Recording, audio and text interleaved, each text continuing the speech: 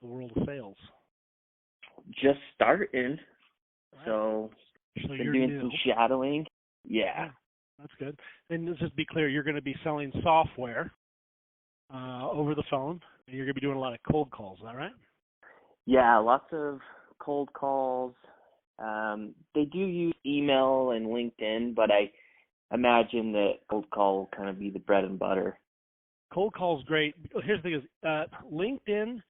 Just give you a little inside secret, because I've made a lot of my money on cold calls, a lot of it, right? Because people aren't going to come to you; you got to go to them most times. Although we would love if it was the other way around. If it was that way around, they wouldn't be offering you the incredible compensation program they'd be offering you. They'd be paying people $10-12 an hour to sit in a call center and just take calls, right? Mhm. So anyway, it's important to understand that. The good news is that this is where a true salesperson separates themselves from your customer service person. Okay, this is a big difference here. This is where things really change.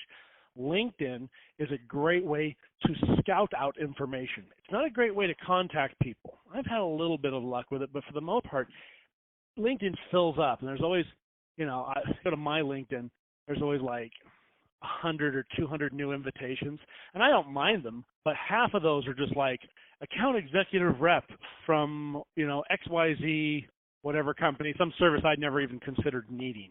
When you're selling software, that's oftentimes how it is, because the customers require some level of education to find out why they need it, right? Yeah. So it's not as clear as like a car or a cell phone. You're like, well, yeah, I need a phone. Why? Well, because you got to have a phone. Well, I need food. Why? Because I'm hungry. And so like you go out and you search for it, right? This is a little bit different. So understanding those little basic principles are very, very important when you're doing the cold calling. A lot of the times the stuff that that you'll find or that you'll see other people doing is what everybody's doing. If you do what everybody else is doing, you're going to get everybody else's results. And I wouldn't say most people are terribly good at selling anything. Mhm. Would you agree with that? I mean, no. I think some people are good at selling stuff, No, right? but most people aren't. Do you I agree would that agree with that. most people are not good? My point to you is that even people who are doing okay, I wouldn't qualify them as good. Right? There's average, which is mediocre, and there's above average. And I'm assuming that you don't want to be average. Would you like to be above average, or would you like to be average? Above average, definitely. Right. So we got to do things that are different than what everyone else is doing to get different results than what everyone else is getting. Yeah. So I would suggest refraining from contacting people on LinkedIn. Really important people, even people who aren't really all that important, busy people who are successful in doing a lot of things to make a lot of decisions. I don't even go through my own LinkedIn. Like I have an assistant who does it for me, right? And for the most part, half of it's just sales pitches. The other half, people are like, hey, Nate, I find you really inspiring or cool, or we'd like to do this. Hey, great, awesome, glad to know you. But half the time it's, hi, I represent this, and they give me this form letter where they put my name in, and they think they're so clever. They think they're so clever, right? And they're not. It's a canned speech. It's not great, right? Okay. Yeah. So the point of the reason I'm not compelled by those is because of lack of sincerity, right? So the trick with a sales call or an email or any sales presentation or anything is to convey sincerity. Now, are you a sincere person? I feel like I am, yeah. I agree. You absolutely are a sincere person. In the short time that I've been able to know you and talk to you, I can say you're a very sincere person. You're a great person to hire because you're the kind of person who really does care about customers and doing the right thing, and ultimately that's more important to you than anything else. Do you agree with that? I do. Okay. Here's the deal. Okay, so we have to realize that we got to get the information. So use LinkedIn, use the internet, put on your best little detective cap, figure things out, work phone menus, call in, et cetera, whatever you can get, great. But once you get past all that and you actually get to the person you want to talk to, the cold call begins. Okay? All right? We're past the point of prospecting, and now we're literally just doing the call work for the kill. It's like hunting. You're out hunting, and you're looking for whatever animal it is you're comfortable hunting. Your family's hungry, and you're looking for a deer or whatever it is, ethically sourced deer, okay? And you spend a lot of time searching for that. You get prepared for it. You get your rifle, you get your backpack, you need some water, you need a hat, a good pair of boots, you need a permit to do it, right? And then after you've found your intended target, now it's time to go in and take the shot, okay? You got to get close enough to do that shot. Okay, so you've done all that work. So here we are at the spot where we're ready to take the shot, so to speak. Okay. You asked me a question earlier. You asked me whether you should try to be friendly and talk about the weather and how they're doing, or go right for it. You always want to go right for it, because these people who are making these decisions are people like me. And fun, nice, great, but they have a lot going on. And the one thing they don't want to do is talk to a stranger who calls them out of the blue about the weather or about their health. Tedious subjects, right?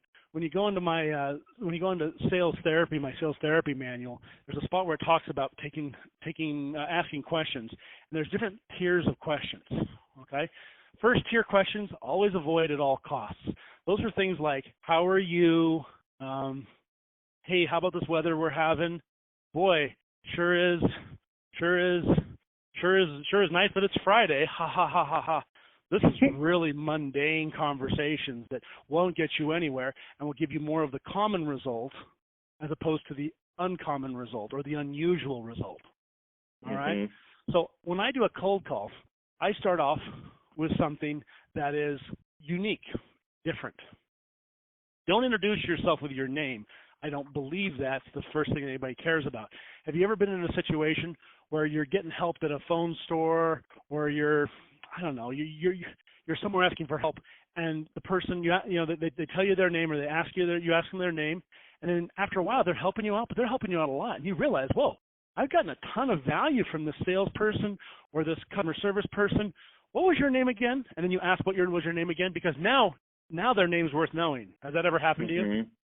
Yeah, where they build their value and you forget the name, but then you're like, wait, I want to know this person's name. Because the value's built. So the point what I'm making here is that another mundane tier one question that I would get rid of entirely, or tier one information I would get entirely, is what your name is. What your name is immaterial at this point. When they ask you what your name was and they ask you for your phone number, that's when you know you've crossed into a whole new level. You've gone from being ordinary to extraordinary. So don't introduce yourself with a name. It's the silliest thing you can possibly do. Instead, go right for the jugular. If I was going to be once again, if I'm going to be in a hunting mindset, don't try to shoot a deer in the leg. It doesn't work. Okay? It doesn't work. Best thing you do is a clean kill. It's best for the deer. It's best for you. If you see somebody take a shot that's too far away, and they end up hitting it in the leg or whatever it is, that deer can trail off, and you can spend the next 2 days tracing it down, and you may never find it. And you've ended that deer's life, and you also are not going to be taking it home, and the animal suffers in the meantime. This is why it's really, really important to have your recon and your research done up front. So when you get in to take this shot close enough, the biggest mistake where salespeople get super lazy is they don't take the time to do their due diligence on who they're calling.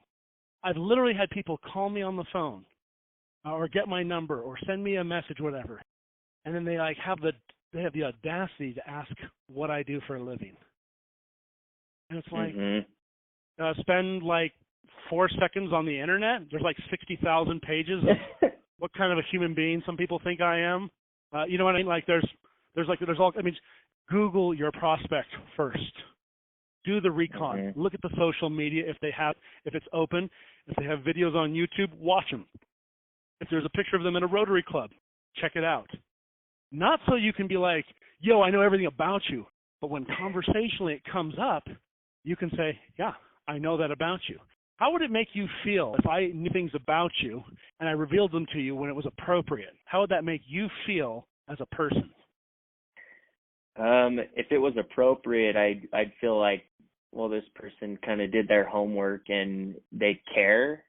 They care. I guess good word. Yeah, they care. They're interested, and for many people, this might not occur for you because you're such a down-to-earth person, but for a lot of people, it will flex their ego.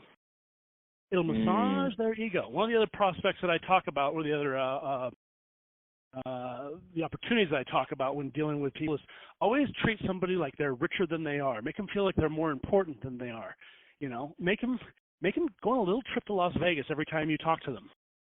They're the person who's important. If you've ever been to Las Vegas, you know how people are. They could be home in Idaho or Milwaukee or whatever, and they're They're super careful. They go to Las Vegas, they start tipping people. They start gambling. They start buying drinks for $14. They start doing crazy. They start wearing fedoras. You see, I wouldn't wear a fedora ever, but they're in Las Vegas. I can wear a fedora, and they do, right? So people do unusual things when they're in Las Vegas, right? Why? Yeah. Why? I would say because their guard's down a little bit. Their guard's down. Why is their guard down? What has Las Vegas done to get people's guards down? It's created a environment that is fun and relaxing. Yeah, and more importantly, special. Special. Hey, we got big lights. Hey, we got Siegfried and Roy. You want to see two dudes wrestle a tiger? Here you go. You know, you want to see acrobats jump off of chairs in a nightclub? Well, guess what? You've come to the right place. Okay? So it's all about creating that environment. And I like the word you used, environment. Environment is powerful. Creating an environment. So this is what you're doing as a salesperson. You're creating an environment. Are you trying to trick your customers? No. Are you trying to offer them something that actually won't help them? No. Are you trying to scam them? No. Do you want to pressure them into buying from you? No. Okay, you're right. So what we're doing is we're going to create an environment where they want to engage with you. So creating this environment is important. Telling them your name, what will that do for the environment? Basically a waste initially. It's initially a waste because it's a time bomb. Here's the thing you got to realize is that literally when you get on the phone with a cold call, it's literally a time bomb. A time bomb. And the longer people have to wait to get to the point, the less likely chance they have of being happy about it. Have you ever been on a customer service call for like a cell phone or like an internet or something that you think is pretty mundane, pretty simple, but it should be easy, and you get on there and you get on, you're a little put out and you have to get on the call to fix the problem. But because you have to go through like 2 different menus and you finally get to somebody and they say, oh, that's the wrong department, and they send you somewhere else and it hangs up, or it sends you to somewhere else where you have to re-identify yourself like 6 times. Hi, what was your last name again? What was your, and you're just like, if I have to re-verify my identity, I'm going to lose my mind. So you go from being a person who is mild and calm to a person who's seriously on edge. And the wrong word at that point, boy, people lose their damn minds. You know, I do this for call centers all the time. I'll listen to calls. And there's always one consistent thing in all the calls I listen to. It's wasting people's time. If people feel like you're wasting your time, you are wasting their time. It's that simple. Perception is reality. Okay, that's it. So the question here is that what's the best thing we can do? We want to say something that's unique. We want to say something that's fun, and we don't want to come off like creeper, okay? Because we've researched these people out. We don't want to be able to go through this and get this all tangled up where we come off like we have nothing else going on. We do want to sound like we're professionals. We do want to sound like we're well-read. We do want to sound like we're well-versed. We do want to make them feel special. We want to create that environment.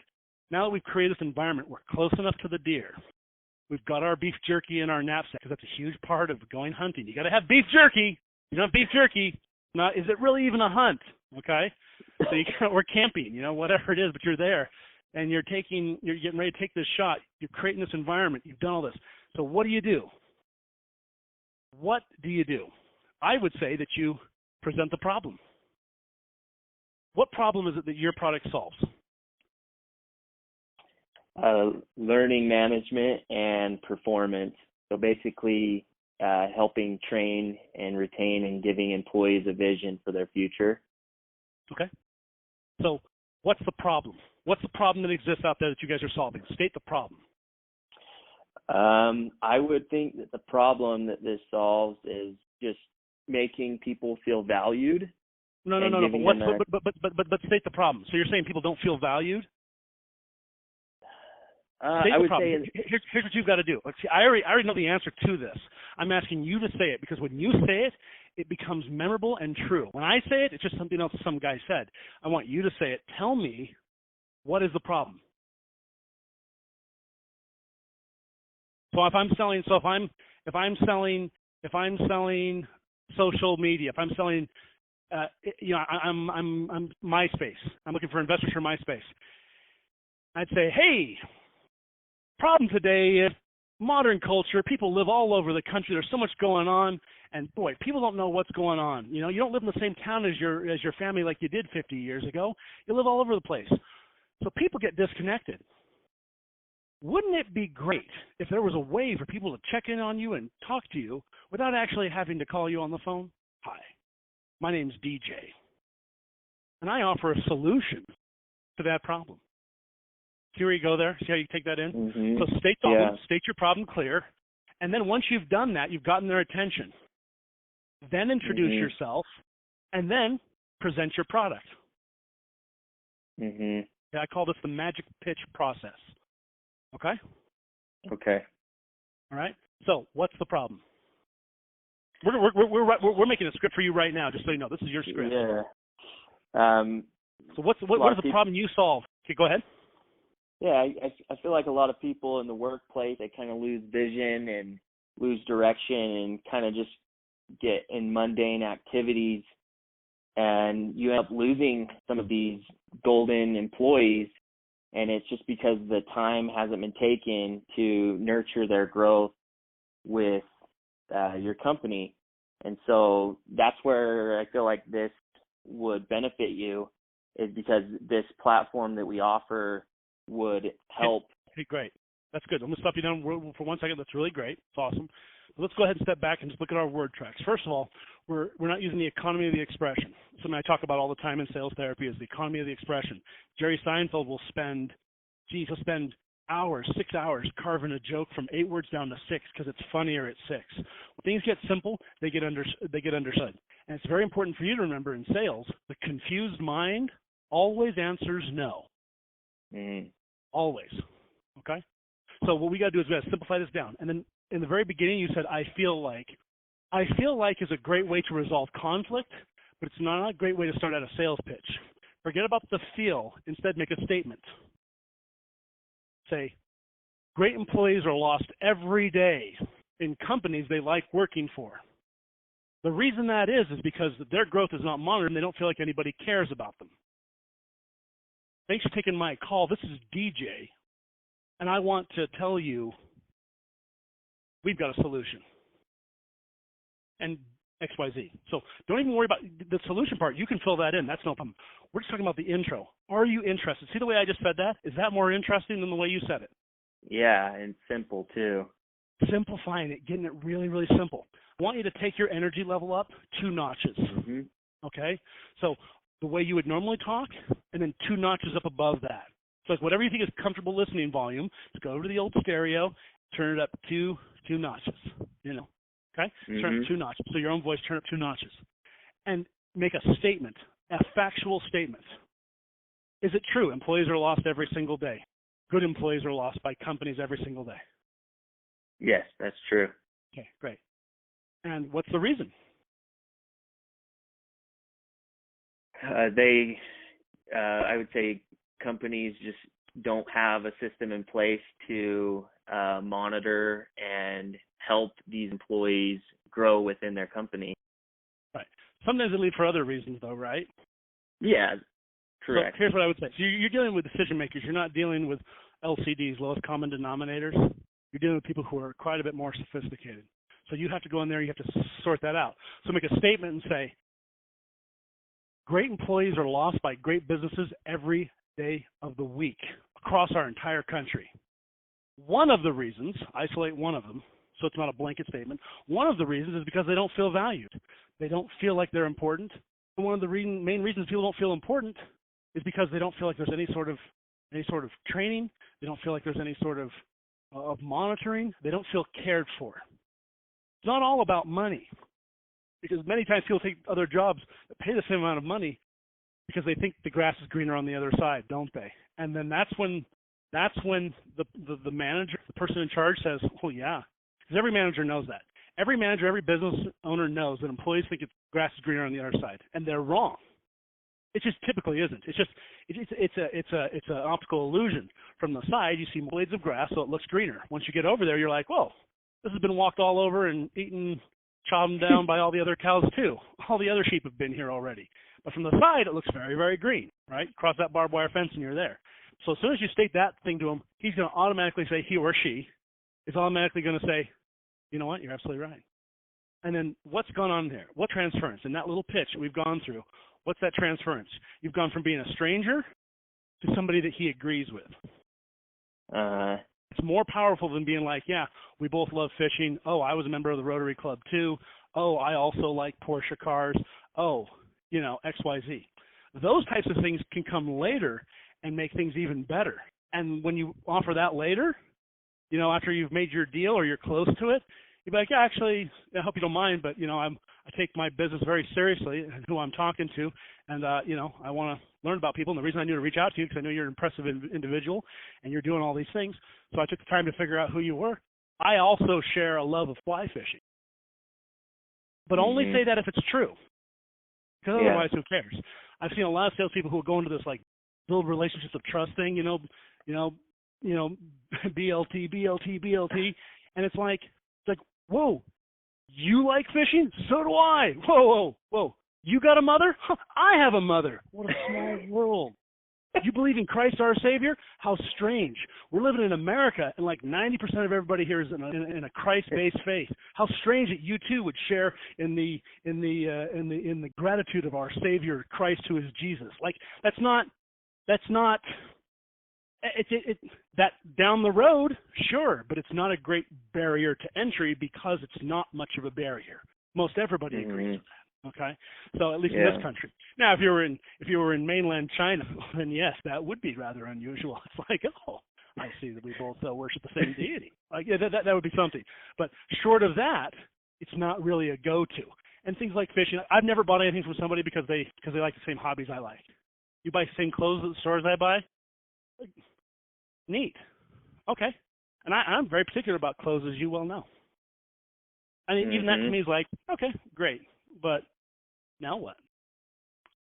I mean, just now what? So the real commonality here is the actual point, which is straightforwardness and getting right to the meat and potatoes of it. Here's this problem. Hi, here's my name, and here's your solution. Small yeses lead to big yeses. Employees think the grass is greener on the other side. Wouldn't you agree? Yeah. You don't even say the "wouldn't you agree" part. You can just say, hey, because that can get a little tough if you push that too hard. Just say, employees, boy, they leave for a variety of reasons, but one of the biggest reasons they leave is actually because they don't feel appreciated. Because most of the times they take a job somewhere else, they don't go for more money or a better opportunity. They just simply change because they're tired, worn out, bored, and they see that other pasture over there, and it looks greener. And then just pause and wait. And then don't be afraid to wait. And let them say, yeah, you know what, you're totally right. Now, if you've done a good job of this, they're going to be conversational with you and say, boy, ain't that the truth? I just lost somebody, and here's where you really know you're doing well. I just lost an employee last week, and they just went to some other job. I can't even figure out why. Or they might say, yeah, you know what, I had an employee leave the other week, whatever, they got $1 an hour raise. And at that point there you can say, you know what, though? Has it occurred to you that maybe the problem wasn't the $1 an hour raise? The problem is that they were looking for another job in the first place. And he'll say, excuse me? Wait, what? Yeah. I mean, sure, $1 an hour more is a lot of money, but the problem is that they're actually looking. And put it in a context that they understand. Use yourself as an example. Just say, I'm married to a beautiful woman. And could she do better than me? Absolutely. Does she know that? I'm not sure. Do I want her to find out? No. So the best thing for me to do is to make sure she doesn't spend any time shopping or looking. And let me just tell you one of the things that we offer here that makes it possible for you to keep your employees from looking a whole lot less. It's estimated that, and your facts, know the math on this, it's estimated that 45% of all sales employees or all employees in a business spend 9 or 10% of their time talking about getting another job or looking for one. And 95% of the people who get new jobs are actually doing it while they're on the clock working for their current employer. How does it make you feel realizing right now you have employees who may be looking for another job right now, and you're literally paying them hourly right now or a salary to do so? Then pause and wait. See, what we're doing here is do you see how I'm opening up and I'm creating an environment that allows them to share what? How they feel. How they feel. Now, here's the thing you got to realize. Customers buy with emotion and then rationalize with logic. Do you understand that? Yeah. So they come, you know, I had a lady come in once. I was selling cars. These people were on a budget, didn't have a lot of money, struggling to come up with the right down payment. They would be making a big payment for this car. And I said, well, I've got to have leather. And I said, well, that's $2,000. Like that'll add like, gosh, that'll add $40 to your payment. And they're super payment sensitive, right? And she's like, well, I have to have the leather seats because I have kids and it's easier to wipe up. And the idiot me, the young me who didn't know better, my first inclination was to say, well, you can go to Walmart and get seat covers for $20 a piece. That sounds like a $40 solution to your problem. You know, and then the OCD, Germanic, people's, Swiss background in me is like, well, you shouldn't be giving kids, liquids and foods in zakat. You should not be doing that. But are you not respecting the automobile? Both of those responses would have been wrong to share with her, correct? The real deal is to give into that and say, oh, you know what? You're so right. You're so right. You definitely need to get this leather if you can manage it. Is there anything you'd be willing to sacrifice in order to get this leather, or are we okay with that extra cost that's going to ultimately boil down to a payment, essentially this much more? And fortunately, I did the latter, and they bought the car. But I could have gotten there, and I could have gone there with logic and been like, well, no. Logically, you're saying this is a logical fallacy you're creating.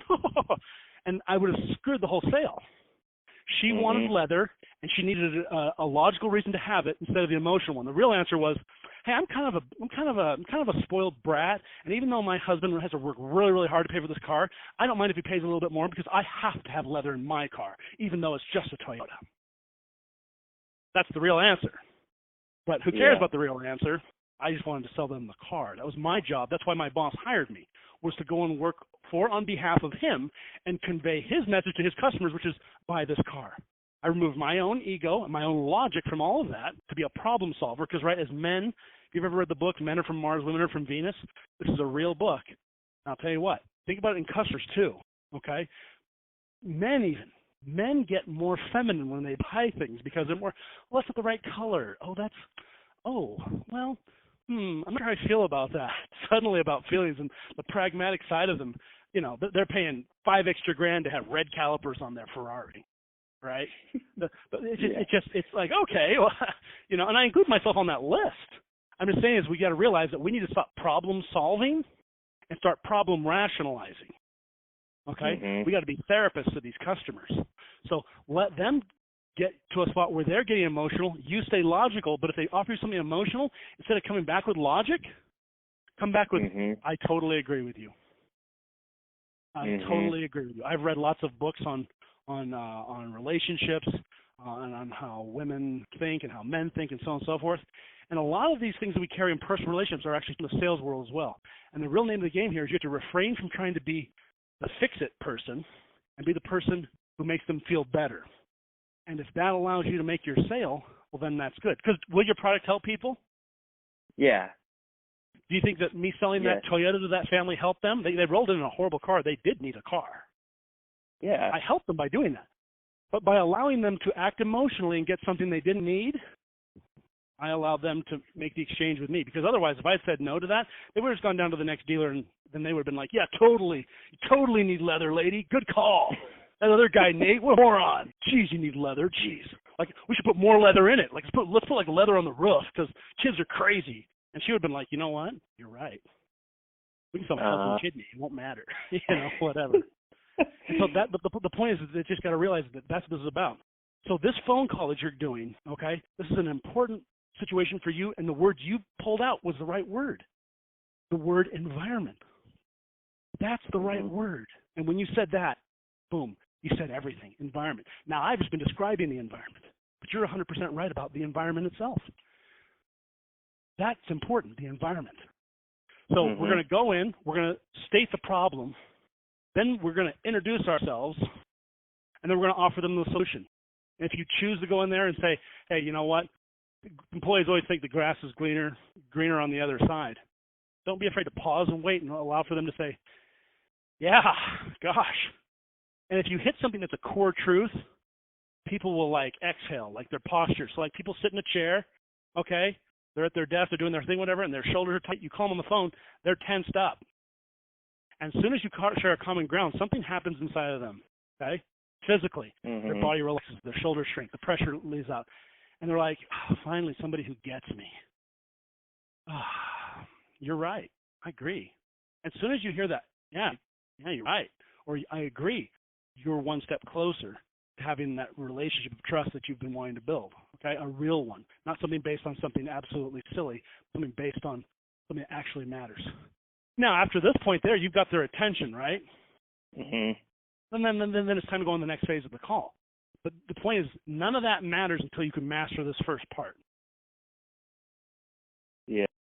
Okay. Creating that environment. I think from everything that you said, one of the things I really want to focus in on is what problems this solves, and like as many as I can think of, and then have different approaches, and then find the one that works the best. Right.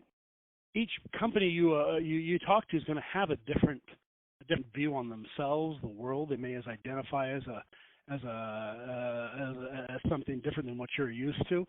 Be prepared to realize that people come in all walks of life, and then with that comes different perceptions. Just like a heterosexual Jewish man living in Pennsylvania may be very, very different from a heterosexual Jewish man living in Beverly Hills. Even though ultimately they really have a lot of the same backgrounds technically, on paper they seem similar, but that geographic location may change the way they perceive things. So having different ideas and different ways to attack things is important, because truthfully, where you're from, how you think, and your perception, it definitely is something to be taken into consideration. Building that environment of trust, building that environment of interest, building that environment of commonality requires that. I totally agree with you. You're absolutely right to have as many avenues as possible. Ultimately, you'll find there's really only about 3 or 4 strategies for any business model. So find the very best ones and focus on those. There's the owner of the business who's just trying to save cost. There's the manager of the business who feels totally underappreciated, thinks he should be paid more. Right? Yep. Then there's the guy who's kind of like a pseudo manager, but he's not really a manager. He makes decisions for the company, and he actually is like more of an accountant than he is a manager. So his results are boiled down to money and to savings. And whenever you're selling this type of stuff, it's hard to know where you're going to end up. Am I going to be talking to a bureaucrat? Am I going to be talking to the owner himself? Am I talking to somebody who's a vice president of sales? Am I talking to somebody who's the secretary or the assistant to this person? I got on the phone with a guy once, and I was talking to him, and I was foolish. I didn't get to the bottom of it right off the bat. I didn't do my research properly. I didn't realize that he wasn't the boss. He was the secretary for that particular department. And it was fine, but I would have handled it different had I known that, had I known his situation. Because I'm talking to him like he's some guy who's making a couple $100,000 a year and has similar problems to other people with that same thing. In reality, his life's like, I'm just trying to get some money together so I can make my Kia Soul payment and go to Burning Man. Like, oh, okay, no problem, nothing wrong with that. But just absolutely a different end customer, so a different situation. He feels underappreciated probably, as opposed to a person who might own the business who doesn't feel underappreciated. I've never felt underappreciated in any of my roles as an owner. In fact, I haven't felt super underappreciated in any of my jobs as even a salesperson. I'm unusual. I've always had a pretty good sense of where I'm at. Most people don't. And playing to that and understanding that and allowing them to make those emotional decisions instead of coming back rationale is your secret. So let them get emotional. The closer you can get them to laughing, crying, being happy, telling you a personal story, the better off you are. So when someone tells me they're late and the reason they're late is because the car wouldn't start or there was traffic, okay, I trust them. But someone who comes to me and says, Nate, I'm having this huge fight with my wife right now, literally insane, trying to raise this kid, and literally I want to go to scout camp, and she thinks scout camp is totally dumb and it's ridiculous, and she's having this drop, and she's like threatened to leave me, man. She got a kitchen knife out. Suddenly I'm like, whoa, you handle that, buddy. I'll talk to you when you're done. No problem. You come in whenever you can. Just make it out of there alive, all right? Suddenly the trust level has gone up a ton because they've been super transparent with me about what's going on. You understand? Yeah. Okay?